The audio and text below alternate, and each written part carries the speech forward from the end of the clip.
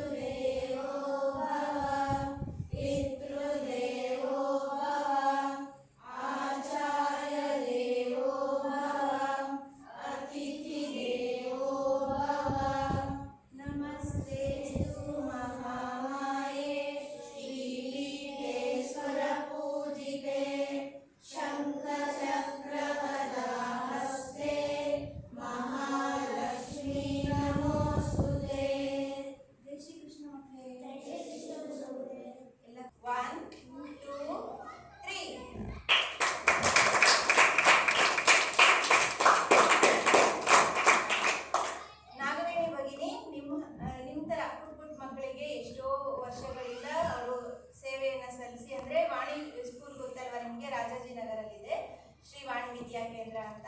ಅಲ್ಲಿ ಅವರು ಸಂಸ್ಕೃತವನ್ನ ಮಕ್ಕಳಿಗೆ ಹೇಳ್ಕೊಡ್ತಾ ಇದ್ರು, ಸಂಸ್ಕೃತ ಅಭ್ಯಾಸವನ್ನ ಮಾಡಿಸ್ತಾ ಇದ್ರು. ಮತ್ತೆ ಉಪಪ್ರಾಂಶುಪಾಲರು ಅಂದ್ರೆ ವೈಸ್ ಪ್ರಿನ್ಸಿಪಲ್ ಆಗಿ ಕೂಡ ಅಲ್ಲಿ ಕೆಲಸವನ್ನ ಮಾಡಿದ್ದಾರೆ. ಈಗ ಕೂಡ ಮಕ್ಕಳಿಗೆ ಆನ್ಲೈನ್ ಅಲ್ಲಿ ಈ ತರ ಭಗವದ್ಗೀತೆ ಹೇಳ್ಕೊಡೋದು, ಶ್ಲೋಕ ಹೇಳ್ಕೊಡೋದು, ಸುಭಾಷಿತ ಹೇಳ್ಕೊಡೋದು, ಈ ತರ ಎಲ್ಲ ಅವರು ತಮ್ಮನ್ನ ತಾವು ತೊಡಗಿಸ್ಕೊಂಡಿದ್ದಾರೆ. ನಮಗೆ ನಮ್ಮ ಸಮರ್ಪಣಾ ಅಂತ ನನ್ನೊಂದು ವೇದಿಕೆ ಇದೆ.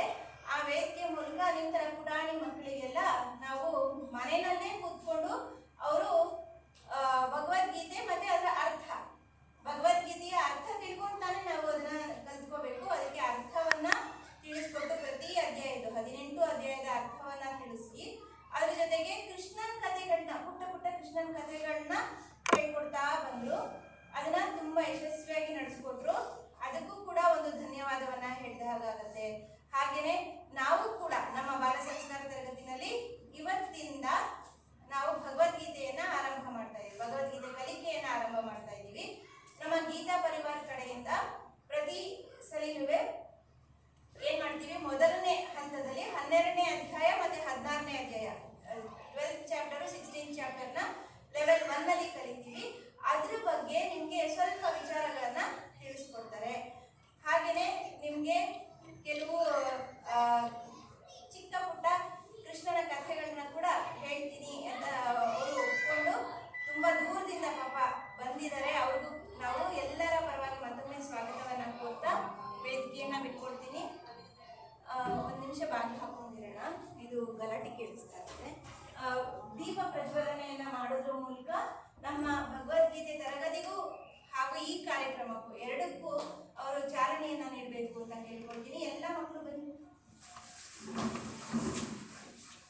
ಎಲ್ಲ ಈ ಸೈಡ್ ಗಲಾಟೆ ಮಾಡಬಾರ್ದು.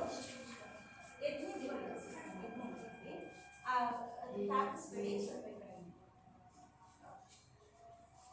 ಬ್ಲೂಟೂತ್ ಕನೆಕ್ಟ್ ಮಾಡಬೇಕಾಗುತ್ತಾ ಮಾಡಿದ್ರೆ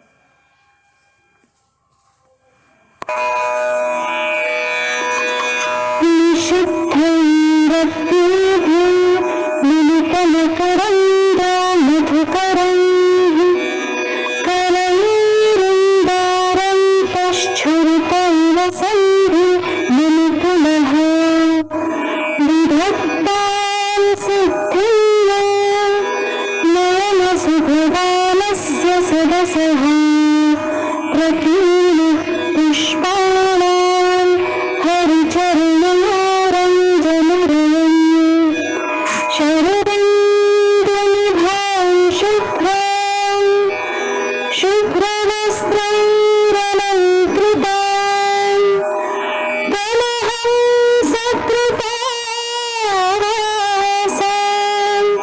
वरदां शारदां नमः वरदां शारदां नमः. ಓಕೆ ನೋಡಿದ್ಯಾ ಕೃಷ್ಣ ಕರೆಕ್ಟ್ ಸಮಯಕ್ಕೆ ಬರ್ತಾನೆ, ಸರಿಯಾದ ಕೃಷ್ಣ ಬರೋದು ಓಕೆ ಮತ್ತೆ ಕೂತ್ಕೊಳ್ಳಿ, ಎಲ್ಲ ಕೂತ್ಕೊಳ್ಳಿ.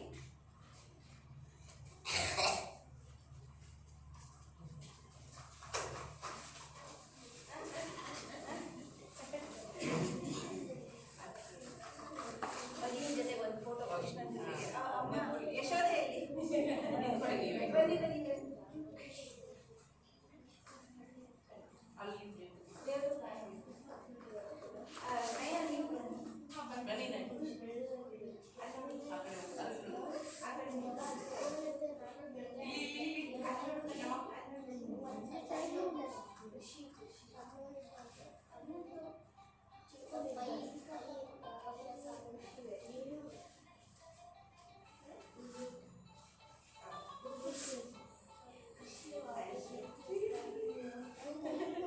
ನನಗೆ ತುಂಬಾ ಇಷ್ಟ ಅಂತೆ, ಹಾಕಿಸ್ಕೊಳ್ತಾರೆ ತುಂಬಾ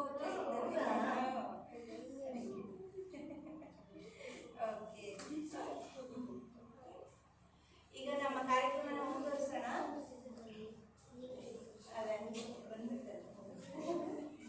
ಓಕೆ ಮಕ್ಕಳೇ, ಇವಾಗ ನಿಮಗೆ ನಮ್ಮ ಭಗವದ್ಗೀತೆ ತರಗತಿಯ ಉದ್ಘಾಟನೆಯನ್ನ ಮಾಡಿಕೊಟ್ಟಂತಹ ನಾಗವೇಣಿ ಭಗಿನಿಯವರು ಒಂದೆರಡು ಮಾತುಗಳನ್ನ ಆಡ್ತಿದ್ದಾರೆ. ಎಲ್ಲ ಸೈಲೆಂಟ್ ಆಗಿ ಕೂತ್ಕೊಂಡು ನಿಶಬ್ದವಾಗಿ ಕೇಳಿಸ್ಕೊಳ್ಳಿ, ಆಯ್ತಾ?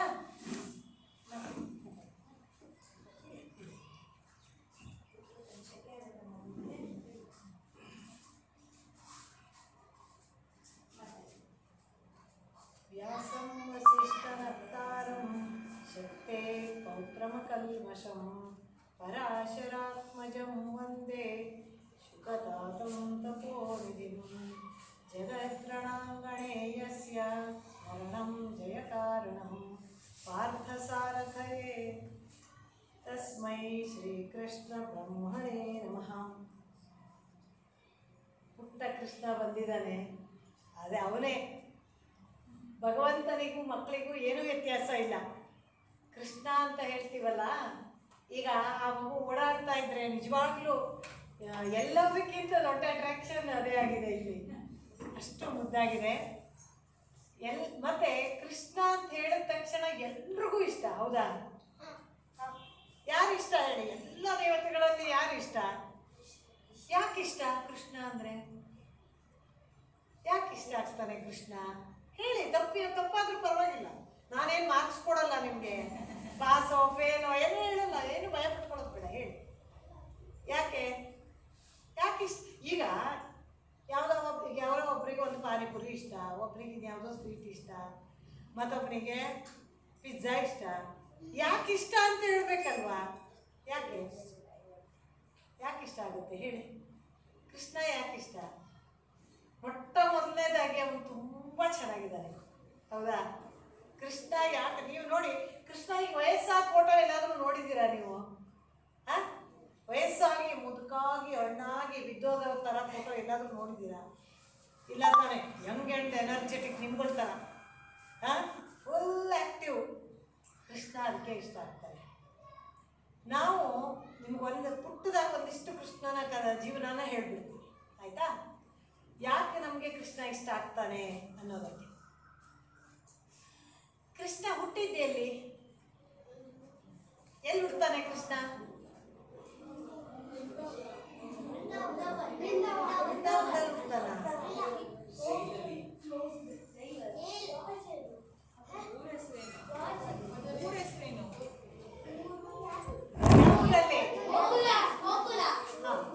ಆಯ್ತು.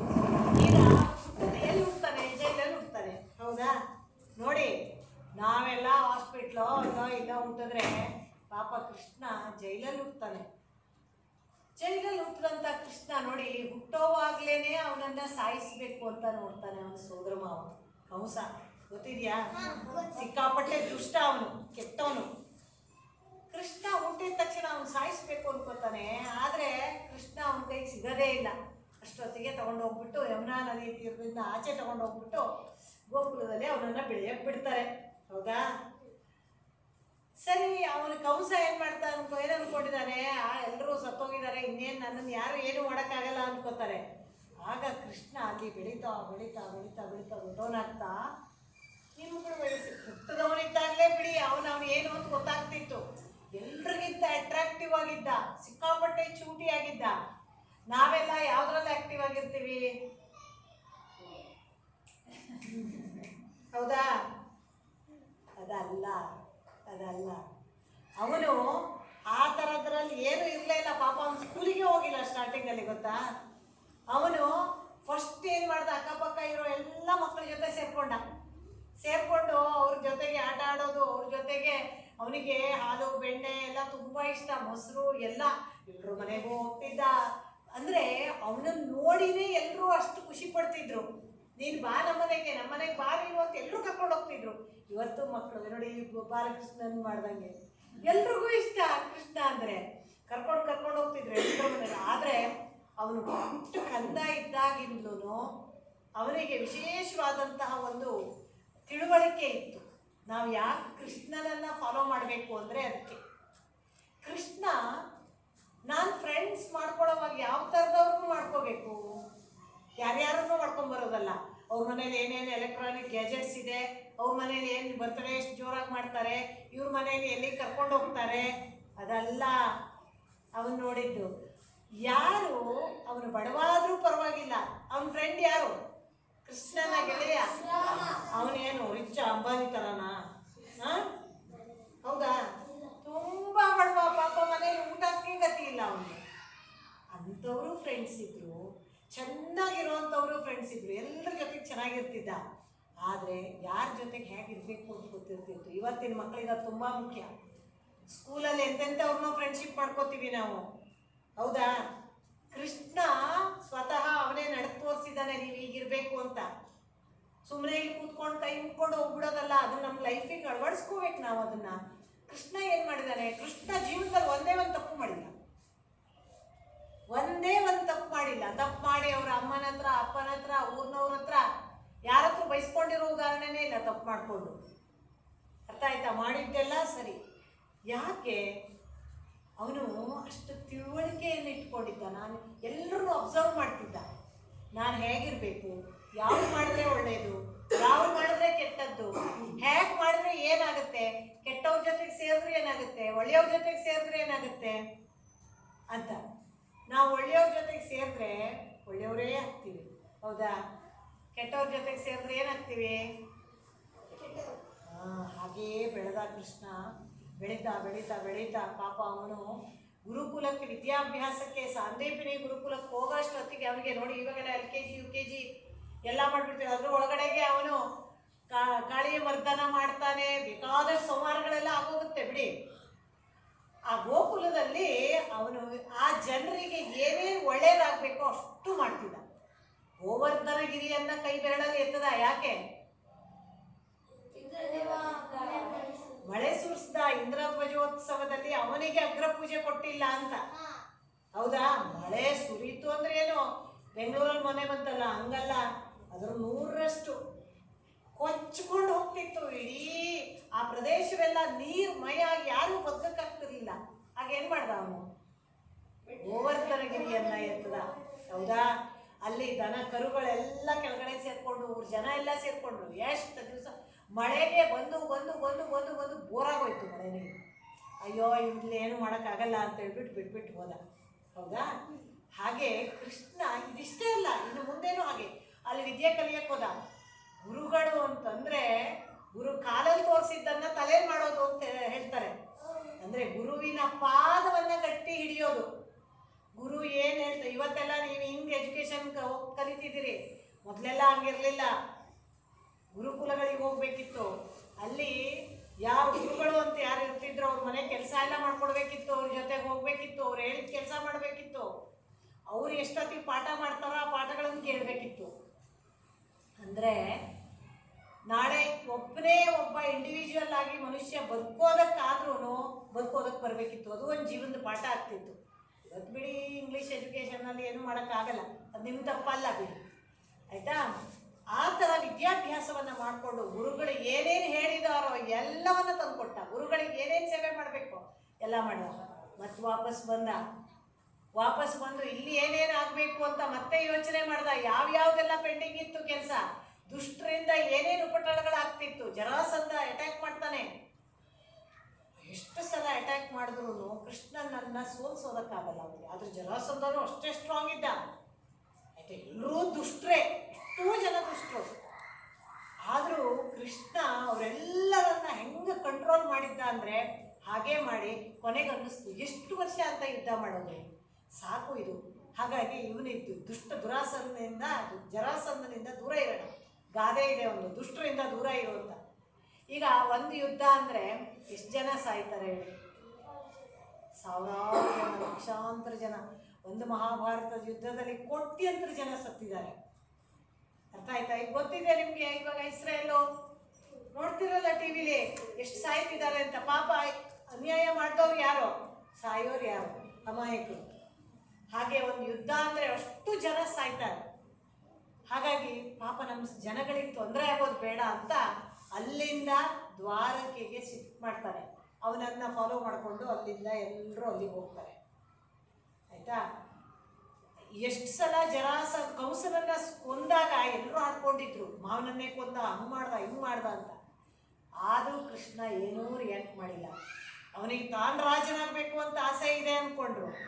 ಆದರೆ ಉಗ್ರಸೇನನನ್ನು ರಾಜನನ್ನಾಗಿ ಮಾಡಿದ್ರು. ಕಂಸನ ತಂದೆ ಅವನನ್ನು ರಾಜನಾಗಿ ಮಾಡಿಬಿಟ್ಟು ಇವನು ಹೊರಡ್ತಾರೆ ಕೃಷ್ಣ. ಅಂದರೆ ಯಾವುದಕ್ಕೂ ಅಂಟುಕೊಳ್ಳದೆ ಇದು ನನ್ನದಲ್ಲ. ಕೊನೆಗೆ ಭಗವದ್ಗೀತೆಯಲ್ಲಿ ಅದನ್ನೇ ಹೇಳ್ತಾನೆ ಅವನು. ನಿನ್ನ ಕೆಲಸ ನೀನು ಮಾಡು, ಯಾವುದ್ರ ಬಗ್ಗೆ ತುಂಬ ಮೋಹ ಇಟ್ಕೋಬೇಡ. ಫಸ್ಟ್ ರ್ಯಾಂಕ್ ಬರಬೇಕು, ನಾನು ಎಲ್ರಿಗೂ ಬರಬೇಕು ಅಂತಿರುತ್ತೆ. ಎಫರ್ಟು ಬೇಕಲ್ವಾ? ಎಫರ್ಟ್ಸ್ ಹಾಕಿದೆ ನಮ್ಗೆ ಫಸ್ಟ್ ರ್ಯಾಂಕ್ ಬರಬೇಕು ಅಂದ್ರೆ ಆಗುತ್ತಾ? ಎಫರ್ಟ್ ಹಾಕ್ತೀವಿ. ಹಾಕಿದ ಮೇಲೂ ಫಸ್ಟ್ ರ್ಯಾಂಕ್ ಬಂದಿಲ್ಲ ಅಂದ್ರೆ ತಲೆ ಕೆಡಿಸ್ಕೋಬಾರ್ದು. ಮುಂದಿನ ಓದೋದಕ್ಕೆ ಹೋಗ್ಬೇಕು. ಅಯ್ಯೋ ನನಗೆ 2 ಮಾರ್ಕ್ ಹೋಯ್ತು, ನನಗೆ 1 ಮಾರ್ಕ್ ಹೋಯ್ತು, ಮುಂದಿನ ಟೆಸ್ಟ್ ಬರೆಯೋಕ್ಕಾಗಲ್ಲ.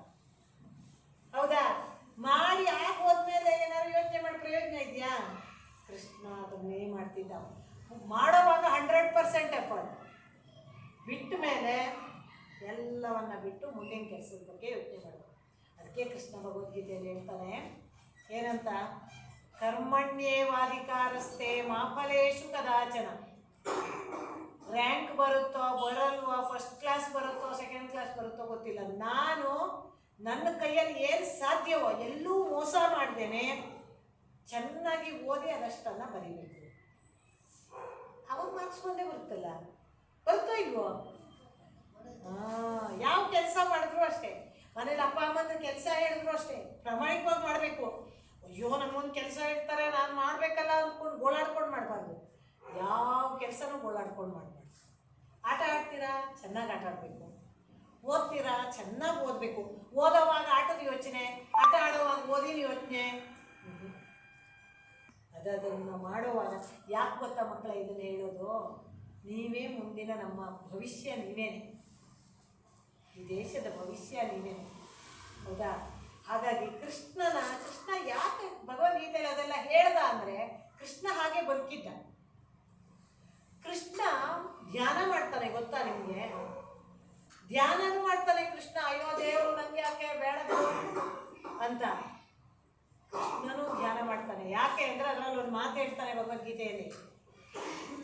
ಜನ ಏನು ಮಾಡ್ತಾರೆ ಅಂದರೆ ದೊಡ್ಡವ್ರು ಏನು ಮಾಡ್ತಾರೋ ಅದನ್ನು ನೋಡ್ಕೊಂಡು ಕಲಿತಾರೆ. ಹೌದಾ? ಯಾರೋ ಅವನು ಎಂತೆಂಥದ್ದು ಕಾನ್ಗಳಂತೆ ಬಾಲಿವುಡ್ಡಲ್ಲಿ ಅವನು ಹರ್ದು ಪ್ಯಾಂಟ್ ಹಾಕ್ಕೊಂಡ್ರೆ ನಾವು ಅದನ್ನು ದುಡ್ಡು ಕೊಡ್ತಂದು ಹರಿದೋಗಿರೋ ಪ್ಯಾಂಟ್ ಹಾಕ್ಕೊಂಡ್ವಿ. ಹೌದಾ? ಹೌದು ತಾನೇ? ಹರಿದೋಗಿರೋ ಪ್ಯಾಂಟು, ಮೈ ಕಾಣೋ ಶರ್ಟು, ಬಟನ್ ಎಲ್ಲ ಇಲ್ಲದೆ ಇರೋ ಶರ್ಟು, ಇದೆಲ್ಲ ಕಿತ್ತೋಗಿಡಿ ಮೈ ಕಾಣೋ ಶರ್ಟು, ಹೌದಾ? ಹಾಕೋತೀವ ಇಲ್ವಾ? ಅದೇ ಫ್ಯಾಷನ್ ಅಲ್ವಾ? ಅಯ್ಯೋ ಇವತ್ತು ಇಲ್ಲ ಹಾಕೊಂಬಂದಿಲ್ಲ, ಆದ್ರೂ ಆಸೆ ಅವೆಲ್ಲ. ಯಾಕೆ ದೊಡ್ಡವರು ಅದಕ್ಕೆ ಹೇಳೋದು, ದೊಡ್ಡವರು ಆ ಥರ ಮಾಡಿದಾಗ ನಾವು ಆ ಥರ ಅದನ್ನು ನೋಡಿಕೊಂಡು ಸಿನಿಮಾ, ಅದಕ್ಕೆ ತಾನೇ ಟಿ ವಿ ಹಚ್ಕೊಳ್ಳೋದು, ಮೊಬೈಲ್ ಹಚ್ಕೊಳ್ಳೋದು, ಅವ್ರು ಏನೇನೋ ಹುಚ್ಚುಚ್ಚಾಟಗಳನ್ನು ಕುಣಿಯೋದು ನೋಡೋದು. ಅದಲ್ಲ, ನಮಗೆ ನಮ್ಮದೇ ಆದ ಕಲ್ಚರ್ ಇದೆ, ಈ ಥರದ್ದನ್ನು ಕಲಿಬೇಕು. ನಿಮ್ಗೆ ಇಲ್ಲಿ ಇಂಥದ್ದಕ್ಕೆಲ್ಲ ಅವಕಾಶ ಮಾಡಿಕೊಟ್ಟಿದ್ದಾರೆ ಇಲ್ಲಿ, ಅದನ್ನು ಯೂಸ್ ಮಾಡ್ಕೋಬೇಕು. ಗಿಡವಾಗಿ ಬಗ್ಗದ್ದು ಏನಂದ್ರೆ ಗಿಡವಾಗಿ ಬಗ್ಗದ್ದು ಮರವಾಗಿ ಬಗ್ಗೀತೆ ಹಂಗಂದ್ರೆ ಏನು? ಏನು? ಈಗ ಒಂದು ಗಿಡ ಇರುತ್ತೆ, ಪುಟ್ಟ ಗಿಡ ಇರುತ್ತೆ, ಅದನ್ನ ನೀವು ಹೀಗೆ ಬೆಂಡ್ ಮಾಡೋಕ್ಕಾಗುತ್ತೋ ಇಲ್ವೋ? ಮಾಡ್ಬೋದು. ಅದೇ ಒಂದು ದೊಡ್ಡ ಮರ ಇದೆ, ಈ ತರದ್ದು, ಈ ಚಿತ್ರ ಇದೆಯಲ್ವಾ, ಆ ಥರದ್ದು ಒಂದು ದೊಡ್ಡ ಮರ ಇದೆ, ಅದನ್ನು ನೀವು ಬೆಂಡ್ ಮಾಡೋಕ್ಕಾಗುತ್ತಾ? ಯಾಕೆ ಮಾಡೋಕ್ಕಾಗಲ್ಲ?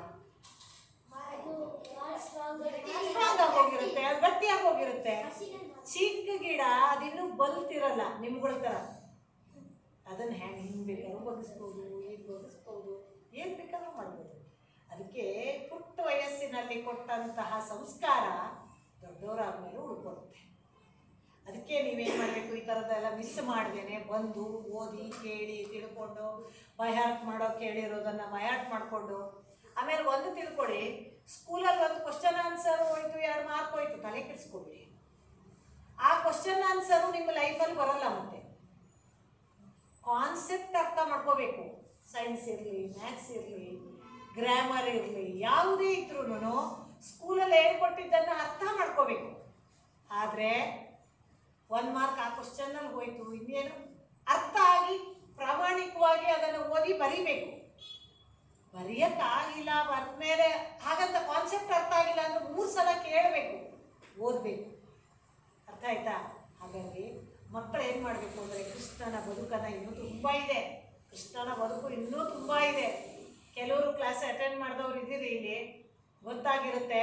ಇಲ್ಲ ಅಂದ್ರೆ ನೆಕ್ಸ್ಟ್ ಟೈಮ್ ಮತ್ತೆ ಯಾವಾಗಲಾದ್ರೂ ಮಾಡಿದಾಗ ಭಗಿನಿ ಹೇಳ್ತಾರೆ, ಆಯಿತಾ? ಅವಾಗ ಅಟೆಂಡ್ ಮಾಡಿ. ಕೃಷ್ಣ ಧ್ಯಾನದ ಬಗ್ಗೆ ಏನು ಹೇಳ್ತಾರೆ ಅಂತ ನೋಡೋಣ.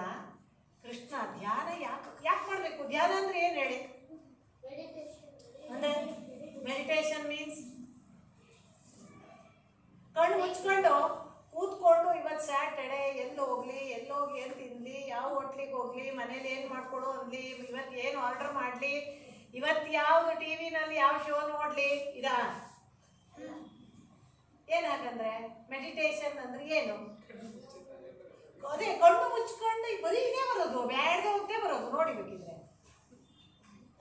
ನಾಳೆ ನಿನ್ನೆ ಏನೋ ಸ್ಕೂಲಲ್ಲಿ ಆಯಿತು, ಇವತ್ತು ನಾಳೆ ಹೋಗಿ ನಾ ಏನು ಹೇಳಿ ಅವ್ನಿಗೆ? ಈ ಥರದ್ದೇ ತಾನೇ ಬರೋದು. ಇಲ್ಲ ಅಮ್ಮಂಗೆ ಇದೊಂದು ಸುಳ್ಳು ಹೇಳಿದ್ರೆ ಹೆಂಗೆ, ಈ ಸುಳ್ಳು ಹೇಳಿದ್ರೆ ಹೆಂಗಾಗುತ್ತೆ, ಅಮ್ಮಂಗೆ ಹೆಂಗೆ ಗೊತ್ತಾಗಲ್ಲ, ನಾ ಮಾಡ್ಬೋದಲ್ಲ ಹೀಗೆ. ಈ ಥರದ ಯೋಚನೆಗಳೇ ಬಂದರೆ ಅದು ಮೆಡಿಟೇಷನ್ ಆಗಲ್ಲ. ಸುಮ್ಮನೆ ಕಣ್ಣು ಮುಚ್ಕೊಂಡು ಮುದ್ರೆ ಹಾಕೊಂಡು ಕೂತ್ಕೊಂಡ್ಬಿಟ್ರೆ ಬರಲ್ಲ. ಮನಸ್ಸು ನಾವು ಹೇಳ್ದಾಗ ಕೇಳಬೇಕು, ಅಷ್ಟು ಸುಲಭ ಅಲ್ಲ. ಅರ್ಥ ಆಯ್ತಾ? ದೊಡ್ಡವರಿಗೂ ಕಷ್ಟ ಅದು. ಆದರೆ ಚಿಕ್ಕವರಿದ್ದಾಗಲೇ ಆದಷ್ಟು ನಾವು ನಮ್ಮ ಮನಸ್ಸಿಗೆ ಪಾಠ ಮಾಡ್ತಾ ಇದ್ದರೆ ಅದೊಂದು ಸ್ವಲ್ಪ ಕೇಳುತ್ತೆ. ಅದಕ್ಕೇನೆ ಚಿಕ್ಕ ವಯಸ್ಸಲ್ಲೇ ಧ್ಯಾನ ಮಾಡೋದು ಕಲಿಬೇಕು. ಕೃಷ್ಣ ಧ್ಯಾನದ ಬಗ್ಗೆ ಏನು ಹೇಳ್ತಾರೆ? ಒಂದು ಅಧ್ಯಾಯವನ್ನೇ ಮೀಸಲಾಗಿಟ್ಟಿದ್ದಾನೆ ಕೃಷ್ಣ. ಧ್ಯಾನ ಮಾಡೋದು ಹೇಗೆ ಕೂತ್ಕೋಬೇಕು. ಫಸ್ಟ್ ಚೆನ್ನಾಗಿ ಗಾಳಿ ಬೆಳಕು ಬರುವಂಥ ಜಾಗ ಆಗಬೇಕು. ಪ್ರತಿದಿನ ಆಲ್ಮೋಸ್ಟ್ ಅದೇ ಜಾಗದಲ್ಲಿ ಕೂತ್ಕೊಳ್ಳೋದು. ಇವತ್ತು ಕೂತ್ಕೊಳ್ಳೋದು, ನಾಳೆ ಹೋಗಲು ಕೂತ್ಕೊಳ್ಳೋದು, ನಾಡಿದ್ದು ಹೊರಗಡೆ ಕೂತ್ಕೊಳ್ಳೋದು. ಯಾಕೆ ಬೇಡ ಅಂತ ಹೇಳ್ತಾರೆ ಅಂದರೆ, ನಮಗೆ ಪರಿಚಿತವಾದ ಸ್ವಲ್ಪ ಫ್ಯಾಮಿಲಿಯರ್ ಆಗಿರುವಂಥದ್ದಾದರೆ ನಮ್ಮ ಮನಸ್ಸು ಬೇಗ ಕಂಟ್ರೋಲಿಗೆ ಸಿಗುತ್ತೆ. ಇಲ್ಲ ಅಂದರೆ ಆ ವಾತಾವರಣಕ್ಕೆ ಅಡ್ಜಸ್ಟ್ ಆಗೋದಕ್ಕೇನೆ 10 ನಿಮಿಷ ಆಗೋಗುತ್ತೆ, ನಮಗೆ ಎದ್ದೇಳಕ್ಕಾಯ್ತು. ಹಾಗಾಗಿ ಎಲ್ಲರೂ ಮ್ಯಾಟ್ ಮೇಲೆ ಕೂತಿದ್ದೀರಿ. ಕೃಷ್ಣ ಹೇಳ್ತಾನೆ ಗಾಳಿ ಬೆಳಕು ಚೆನ್ನಾಗಿರಬೇಕು. ಆಮೇಲೆ ಸ್ವಲ್ಪ ಎತ್ತರ, ನೆಲದಿಂದ ಸ್ವಲ್ಪ ಎತ್ತರದ ಜಾಗದಲ್ಲಿ ಇರಬೇಕು. ಹಾಗೆ ಒಂದು ಒಳ್ಳೆ ಪೋಸ್ಚರಲ್ಲಿ ಕೂತಿರಬೇಕು. ಯಾವ ಥರದ್ದು ಆ ಪೋಸ್ಚರು? ಯಾವ ಥರ ಪೋಸ್ಚರ್ ಆಗಿರಬೇಕದು ಅಂದರೆ, ನೀವು ಬೇಕಾದರೆ ಪದ್ಮಾಸನ ಹಾಕ್ಕೊಳ್ಳಿ, ವಜ್ರಾಸನ ಹಾಕ್ಕೊಳ್ಳಿ, ಯಾವ ಆಸನ ಬೇಕಾದರೂ ಹಾಕ್ಕೊಳ್ಳಿ. ಮ್ಯಾಕ್ಸಿಮಮ್ ಹೊತ್ತು ಕೂತ್ಕೊಳ್ಳೋಂಗಿರ್ಬೇಕು.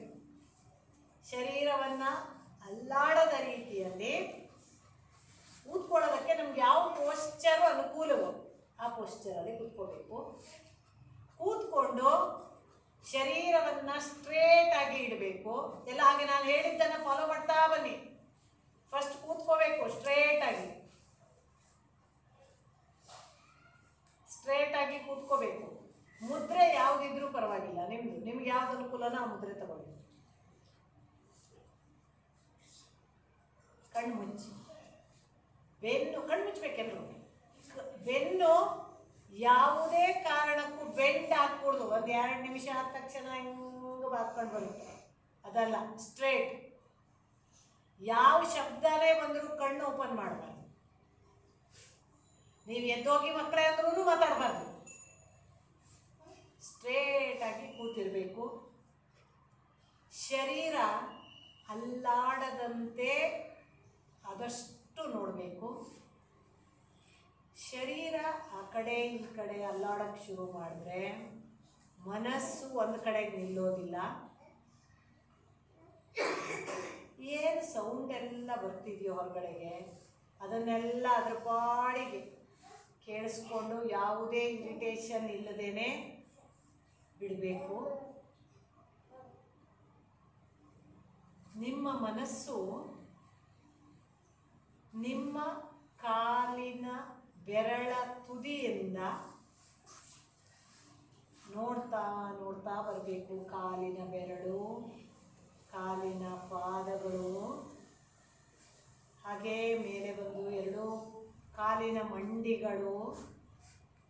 ಇದು ನಿಧಾನವಾಗಿ ಮಾಡುವಂಥದ್ದು. ನಾನಿಲ್ಲಿ ಸಮಯ ಕಡಿಮೆ ಇರೋದ್ರಿಂದ ಸ್ವಲ್ಪ ಫಾಸ್ಟಾಗಿ ಹೇಳ್ತಿದ್ದೀನಿ. ಕಾಲಿನ ಮಂಡಿಯಿಂದ ಮೇಲಕ್ಕೆ ಹೊಟ್ಟೆಯ ಭಾಗದಲ್ಲಿ ಕೆಳಗಿಂದ ಮೇಲಿನವರೆಗೂ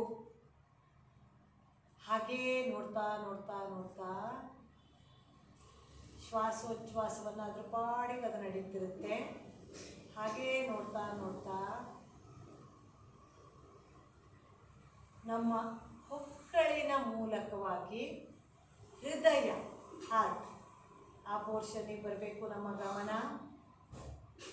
ಅಲ್ಲಿಂದ ಕಂಠಕ್ಕೆ ಬರಬೇಕು ನಮ್ಮ ಗಮನ. ಅಲ್ಲೆಲ್ಲ ನಾನು ಹೇಳಿದಲ್ಲೆಲ್ಲ ಸ್ವಲ್ಪ ಹೊತ್ತು ನಿಂತು ಸುಮ್ಮನೆ ನೋಡ್ತಾ ಇರಬೇಕು.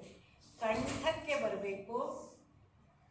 ಕಂಠದಿಂದ ಹಾಗೆ ಬಾಯಿ, ಮೂಗು ಎಲ್ಲವನ್ನ ಗಮನಿಸ್ತಾ ಕಿವಿ,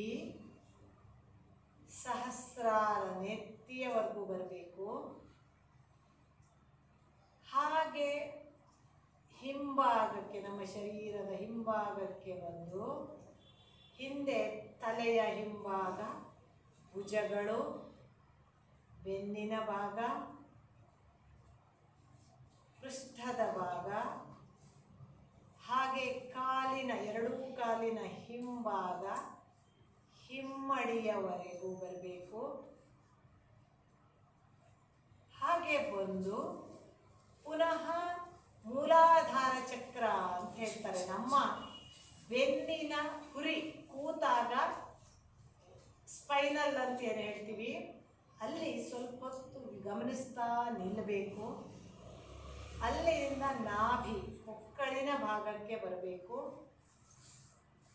ಅಲ್ಲಿಂದ ಹಾಗೆ ಮೇಲ್ಮುಖವಾಗಿ ಹೃದಯದಿಂದ ಕಂಠ, ಕಂಠದಿಂದ ಹಾಗೆ 2 ಹುಬ್ಬಿನ ಮಧ್ಯೆ ನಿಲ್ಲಬೇಕದು. ಸ್ವಲ್ಪ ಹೊತ್ತು ಅಲ್ಲಿ ನಿಲ್ಲಬೇಕು ಗಮನ ನಮ್ಮದು. ಹಾಗೆ ಅಲ್ಲಿ ನಿಂತು ನಮಗೆ ಯಾವುದು ಇಷ್ಟ ದೈವವೋ ಆ ಇಷ್ಟ ದೈವದ ಯಾವ ಶ್ಲೋಕ ನಮಗೆ ಬರುತ್ತೋ ಆ ಒಂದು ಶ್ಲೋಕವನ್ನು, ಆ ವಿಗ್ರಹವನ್ನು ನಮ್ಮ ಕಣ್ಣ ಮುಂದೆ ತಂದುಕೊಂಡು 1 ನಿಮಿಷ ಹಾಗೇ ಸೈಲೆಂಟಾಗಿ ಅದನ್ನೇ ನೋಡ್ತಾ ಇರಬೇಕು.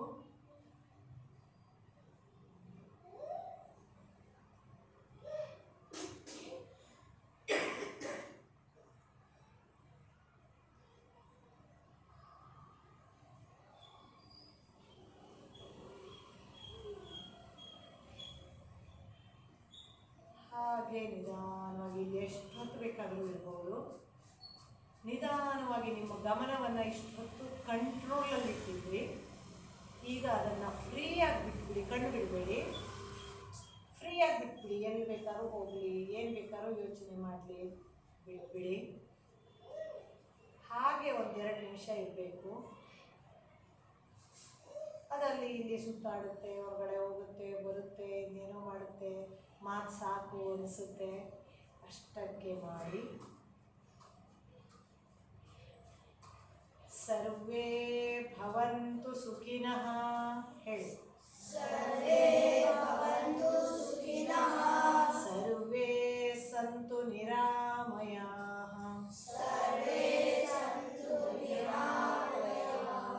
ಸರ್ವೇ ಭದ್ರಾಣಿ ಪಶ್ಯಂತು.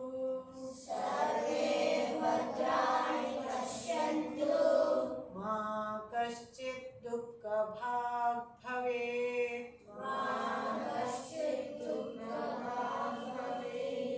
ಓಂ ಶಾಂತಿ ಶಾಂತಿ ಶಾಂತಿ.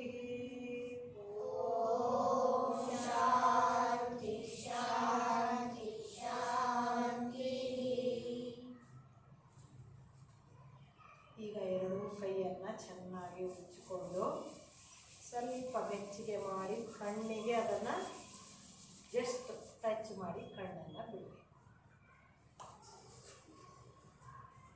ಏನನ್ಸುತ್ತೆ ಈಗ? ಏನನ್ಸುತ್ತೆ? ನಿಜ ಬಂದೋಯ್ತಾ? ನಿಜ ಬಂದೋಯ್ತಾ? ಏನಾಗ್ತಿತ್ತು? ಕಣ್ಣು ಮುಚ್ಚಿ ಕೂತಾಗ ಏನಾಗ್ತಿತ್ತು? ಹಾಂ, ಏನಾಗ್ತಿತ್ತು? ರಿಲ್ಯಾಕ್ಸ್. ಅಯ್ಯೋ ನನಗಂತೂ ಆಗಲ್ಲಪ್ಪ, ರಿಲ್ಯಾಕ್ಸೇ ಆಗಲ್ಲ, ಇರಿಟೇಟ್ ಆಗ್ತಿತ್ತು.